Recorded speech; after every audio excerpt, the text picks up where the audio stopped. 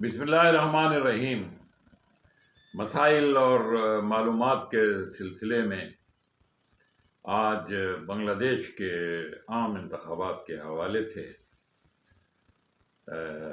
دو تین پروگراموں کا سلسلہ شروع کیا جا رہا ہے۔ بنگلہ دیش ہمارا حصہ رہا ہے۔ پاکستان بنانے میں اس کی جو خدمات ہیں وہ موجودہ پاکستان کے تمام صوبوں سے زیادہ ہے۔ مسلم لیگ کا وجود بھی ڈھاکہ میں ہوا تھا، اور دراصل یہ بنگال کے مسلمانوں ہی کی تحریک تھی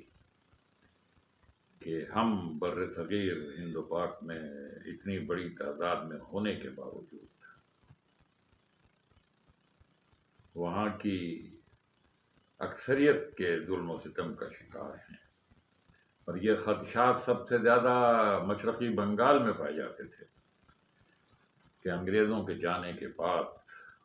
ملک کے آزاد ہونے کے بعد، اگر حقیقی آزادی مسلمانوں کو چاہیے تو جس طرح سے علامہ اقبال نے یہ خواب دیکھا تھا کہ مغربی علاقوں کو ایک علیحدہ مملکت کا درجہ دے دیا جائے، اسی طرح مشرقی پاکستان یا جو اس وقت مشرقی بنگال تھا، سب سے زیادہ خواہش ان لوگوں میں پائی جاتی تھی کہ پاکستان بنے۔ بہرحال یہ ماضی کی باتیں ہیں، لیکن ماضی تھوڑا سا، اگر ماضی بعید نہ صحیح، ماضی بعید اور قریب کے درمیان کے عرصے کو یاد کر لیا جائے اور بات ملک کے پہلے عام انتخابات کی جائے تو سن 1970 میں جو عام انتخابات یحییٰ خان کی ماشاء اللہ کی حکومت کے دوران ہوئے، ان کا تھوڑا سا ذکر کر لیا جائے۔ ایوب خان کے جانے کے بعد جس طرح غیر آئینی طور پر اقتدار یحییٰ خان کے حوالے کیا گیا، حالانکہ دستور کے تحت، خود ایوب خان کے بنائے ہوئے دستور کے تحت، یہ اقتدار قومی اسمبلی کے اسپیکر یعنی مشرقی پاکستان سے تعلق رکھنے والے عبدالجبار خان کو منتقل ہونا چاہیے تھا۔ بہرحال نہیں ہوا، اور دوبارہ ایک مارشاء اللہ لگ گیا، اور ایک ایسے شخص کے ہاتھوں وہ مارشاء اللہ کی کمان آئی جو بہت ساری اخلاقی بیماریوں میں مبتلا تھا، اور ان لازماً اخلاقی کمزوریوں کا اثر اس انسان کے افعال پر پڑتا ہے، اور اگر وہ ملک کا صدر ہو، فوج کا سربراہ ہو، تو سمجھ لیں کہ پھر کیا ہو۔ بہرحال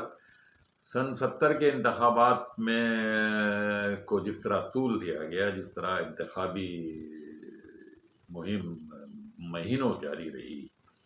اور اس میں نفرتیں پھیلانے اور محبتیں کم کرنے، غلط فہمیاں پھیلانے اور کچھ حقائق بیان کرنے کا بہت زیادہ وقت ملا، اور نوبت یہاں تک آ گئی کہ سن 1970 میں مشرقی پاکستان میں جو اس وقت کے مارشل ایڈمنسٹریٹر تھے، ایڈمرل کون صاحب تھے، پتہ نہیں، ایڈمرل تھے ایک صاحب، ان کے ہاتھ میں کچھ نہیں رہا، اور اس پورے عرصے میں عوامی لیگ کو کھلی چھٹی مل گئی۔ یہ کھلی چھٹی دی گئی یا حکومت کے کنٹرول میں نہیں رہے حالات،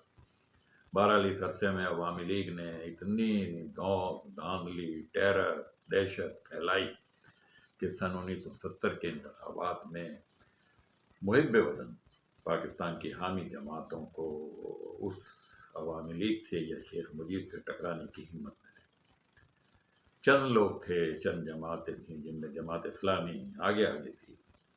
انہوں نے عوامی لیگ کی دہشت کا مقابلہ کیا، اور سن 70 کے انتخابات میں جبر و ستم، دھونس اور دھاندلی کے باوجود لائنوں میں لگ کر ووٹ ڈالے۔ آپ کو حیرت ہوگی کہ مشرقی پاکستان میں دیگر جماعتوں کے مقابلے میں جماعت اسلامی نے بہت زیادہ ووٹ حاصل کیے، اگرچہ عوامی لیگ کے ووٹوں سے بہت کم تھے،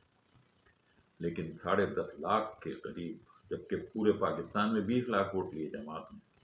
لیکن مشرقی پاکستان میں اس وقت بھی 10.5 لاکھ ووٹ ہر جگہ عوامی لیگ کے بعد دوسرے نمبر پر کوئی اور جماعت نہیں تھی، نہ بادشاہنی صاحب تھے، نہ مسلم لیگ تھی، نہ کوئی اور جماعت تھی،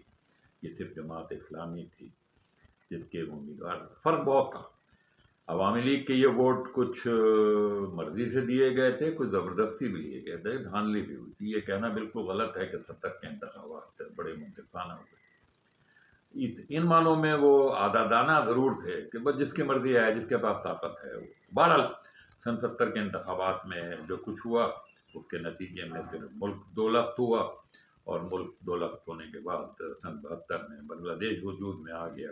اور بنگلہ دیش میں پھر عوامی لیگ برسر اقتدار آئی، اور انہوں نے جو کچھ کیا اپنی مخالف جماعتوں اور پاکستان کی حامی جماعتوں کے ساتھ وہ سب کے سامنے ہے۔ اس عرصے میں پھر شیخ مجیب کا بھی قتل ہو گیا، پھر جنرل ضیاء وہاں آ گئے، اور جنرل ضیاء کے بعد پھر اور انقلابات آئے، حسین محمد ارشاد آ گئے، اور بہت سارے۔ کہنے کا مقصد یہ ہے کہ مشرقی پاکستان کے سارے لوگ پاکستان سے علیحدگی نہیں چاہتے تھے، لیکن ان کی ایک بڑی اکثریت مرضی سے اور جبر سے، غلط فہمیوں سے، پروپیگنڈے سے پاکستان کے خلاف ہو گئی۔ اور یہ ٹھیک ہے کہ وہ انتخابات بھی دھاندلی زدہ تھے، لیکن بہرحال پھر بھی عوام کی اکثریت نے پاکستان سے علیحدگی کا جو فیصلہ کیا بعد میں، اور وہ اس لیے کیا کہ جیسے کیسے بھی انتخابات ہوئے ان میں جب عوامی لیگ جیت گئی تو اس کو اقتدار نہیں دیا گیا، مختلف قسم کی باتیں کی گئیں۔ یہ سب پہلے سوچنے کی باتیں تھیں۔ انتخابات کے بعد جب آپ ایک بہانہ ان کو دے رہے ہیں کہ اور وہ پھر ان کے ہاں بے چینی بھی ہے، تو اس کا نتیجہ پھر یہی ہونا تھا۔ بہرحال بنگلہ دیش کی جو صورتحال ہے وہ چلتی رہی، اور پہلے صدارتی نظام نافذ رہا، پھر اس کے بعد آئین میں ترمیم کر کے پارلیمانی نظام یعنی وزیر اعظم مملکت کے سربراہ کے طور پر، چیف ایگزیکٹو کے طور پر سامنے آئے۔ بہرحال اس سارے عرصے میں کبھی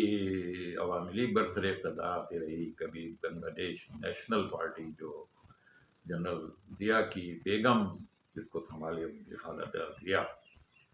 کبھی ان کی حکومت آتی رہی۔ دونوں نے ایک دوسرے کے خلاف کارروائیاں کی، اور جماعت اسلامی کے خلاف سب لوگ متحد رہے، اگرچہ ایک مختصر عرصے کے لیے خالہ ضیاء کی حکومت میں جماعت ان کے ساتھ بھی۔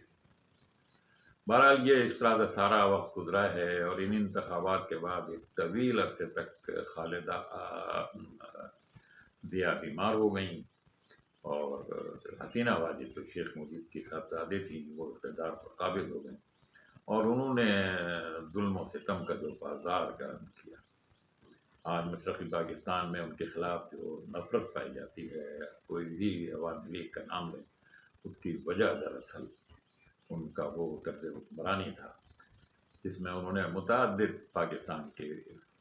محب جماعتوں کے سربراہوں کو پھانسیاں دیں، قید کی سزائیں دیں،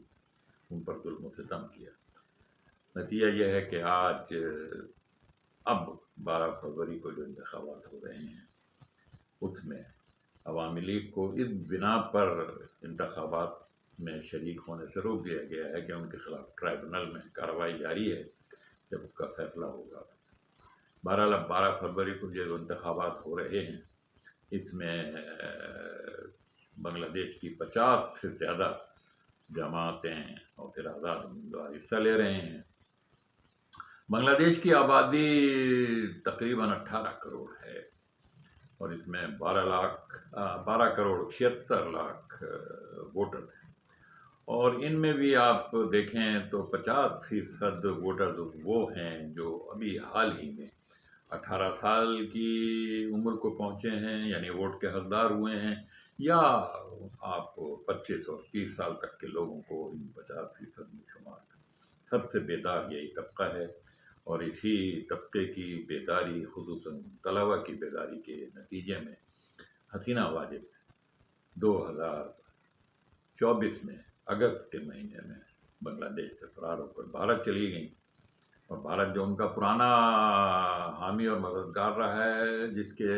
فوج کے نتیجے میں یہ ملک عملاً الگ ہوا تھا، اگر فوج انڈیا کی مداخلت نہ کرتی تو شاید علیحدہ نہ ہوتا۔ بہرحال وہ دہلی میں بیٹھی ہیں اور دیگر جماعتیں انتخابات میں حصہ لے رہی ہیں، اور ان 18 کروڑ کی آبادی میں سے جو میں نے عرض کیا کہ 12 کروڑ 76 لاکھ ووٹر ہیں، دیکھیں کہ کتنا ٹرن آؤٹ ہوتا ہے۔ خیال ہے